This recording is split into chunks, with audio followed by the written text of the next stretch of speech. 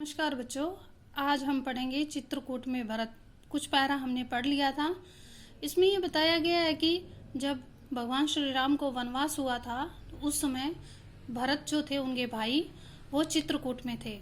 जब उन्हें पता चलता है कि राम को वनवास हो चुका है या उनको मैसेज पहुंचा कि आप तत्काल अयोध्या आएं, तो उस समय भरत चित्रकूट से अयोध्या के लिए रवाना हो जाते हैं।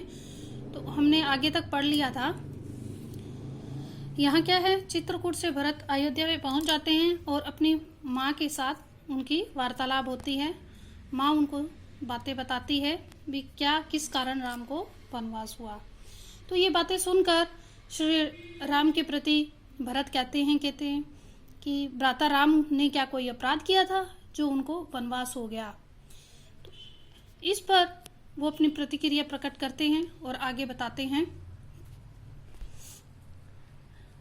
राम ने कोई अपराध नहीं किया, महाराज ने उन्हें दंड भी नहीं दिया। ये बात कौन कह रहा है? ये उनकी माँ कह रही है। किसको? भरत को। इसके लिए महाराज दशरथ से प्रार्थना की थी, मुझे तुम्हारे हित के में उचित यही लगा।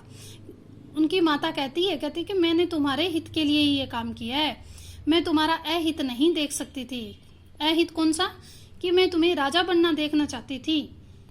कैकेयी ने कहा, वरदान की पूरी कथा सुनाते हुए उन्होंने कहा, उठो पुत्र, राजगद्दी संभालो, अयोध्या का निष्कंटक राज्य अब तुम्हारा है।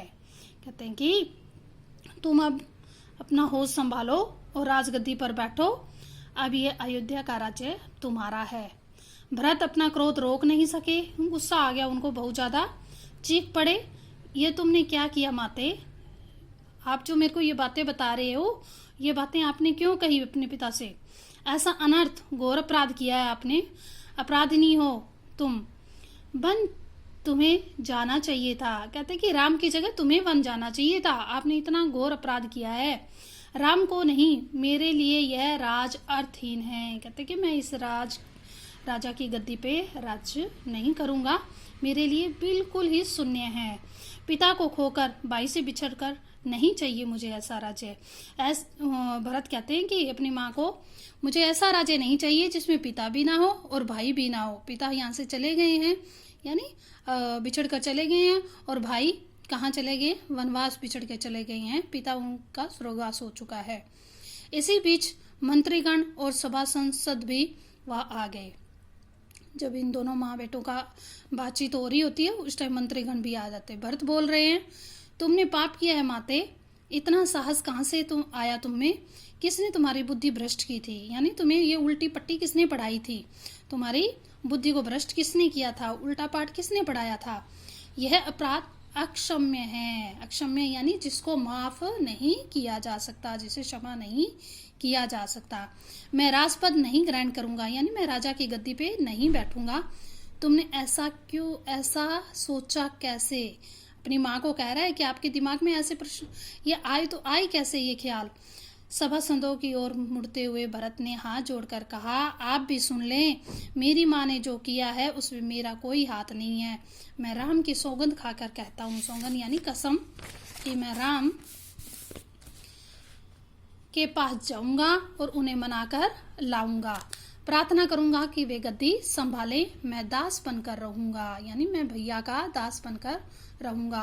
भरत बहुत ही उत्तेजित हो गए थे, स्वयं पर नियंत्रण नहीं रख सके, इतना गुस्सा आया उनको।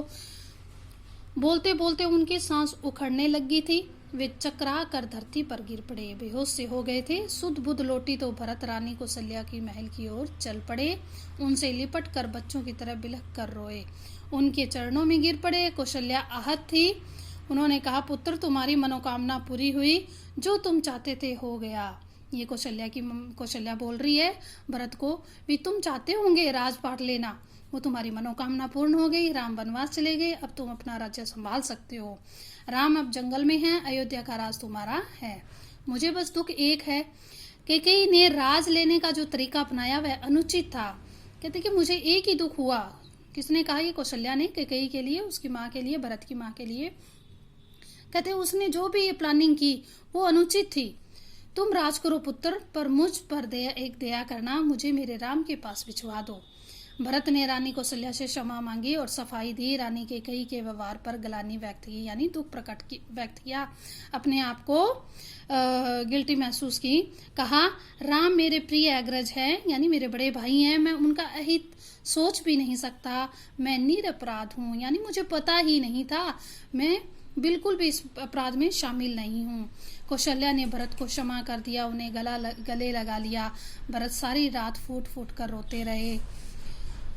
सुबह तक शत्रुघ्न को पता चल गया कि कैकेयी के कान किसने भरे थे। मंथरा अयोध्या के घटनाक्रम से घबरा गई थी, छिप गई। कुछ दिनों से उसने किसी को नहीं देखा था। भरत और शत्रुघ्न राम को वापस लाने की मंत्रणा कर रहे थे, बातचीत कर रहे थे। भरत और शत्रुघ्न दोनों भाई राम को वन से वापस लाने की बातचीत कर रहे थे। तभी शत्रुघ्न की दृष्टि यानी नजरें बचकर निकलती मंथरा पर पड़ी। उन्होंने लपक कर उसके बाल पकड़ लिए और खींचते हुए भरत के सामने ले आए। भरत को दासी की भूमिका बताई। शत्रुघ्न उसे जान से मार देने पर उद्यत थे। भरत ने बीच बचाव किया, यानी उनको इतना गुस्सा आ गया था कि मंथरा को वो मारने वाले थे, तो भरत बीच में आ गए। मुनि वशिष्ठ अयोध्या का राज सिंहासन रिक्त नहीं देखना चाहते थे, यानी खाली नहीं देखना चाहते थे। खाली सिंहासन खतरों से परिचित थे, खाली सिंहासन के खतरों से, यानी अगर खाली सिंहासन रह गया तो उस पर कोई भी अपना दाव खेल सकता है। उन्होंने सभा बुलाई, भरत और शत्रुघ्न को आमंत्रित किया। भरत से कहा, वत्स बेटा, तुम राजकाज संभालो। पिता के निधन और बड़े भाई के वनगमन के बाद यही उचित है। ये बातें किसने कही? वशिष्ठ ने कही, ऋषि वशिष्ठ ने। भरत ने महर्षि का आग्रह स्वीकार किया और बोले, मुनिवर, यह राज्य राम का है, वही इसके अधिकारी है, मैं यहाँ पाप नहीं कर सकता। हम सब वन जाएंगे और राम को वापस लेकर आएंगे। इसी प्रकार फिर वो सारी बातें करने बैठ जाते हैं। वन जाने के लिए सभी तैयार हो गए थे। भरत ने सबके मन की बात कह दी। सबकी इच्छा थी कि राम अयोध्या वापस लौटकर आ जाए।